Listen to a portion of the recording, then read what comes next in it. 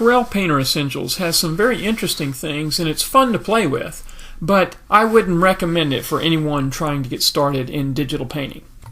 The biggest reason is the way that it deals with fills. So for example, if I'm going to try the paint bucket and I want to fill in this character's pant legs, for example, I want to use the art layer, the line art on top, as a reference to fill in on a different layer. But I can't do that. If I click here in the pants, it fills up the entire layer.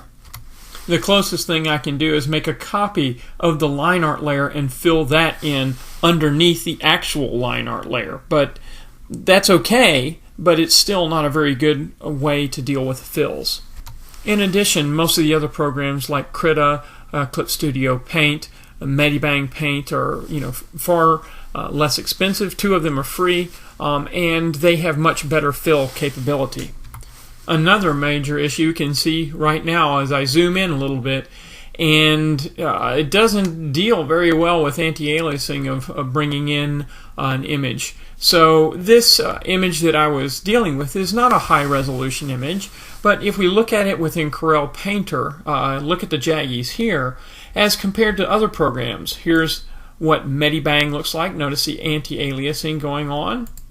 Clip Studio Paint, and Krita. So all of them do a much better job than Corel Painter.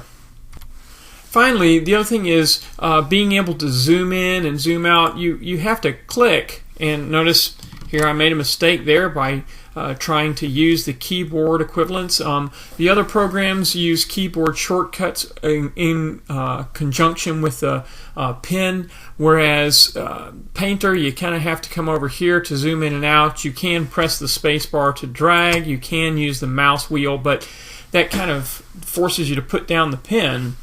So in addition, as we take a look at layers over here, they call it a composite method as opposed to blending mode. Okay, that's fine, but the default is default, which is a little bit confusing. None of those are major issues, but they're a bit different, and so it feels a little strange to use the program compared to other digital painting programs.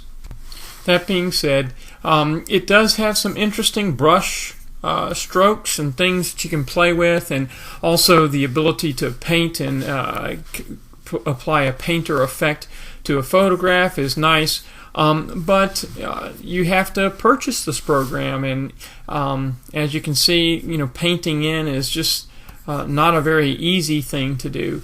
So I think the other painting programs are much better especially if you're going to deal with anything with line art. And I would strongly recommend you start with something like Krita, Medibang Paint, or Clip Studio Paint. Hope that helps.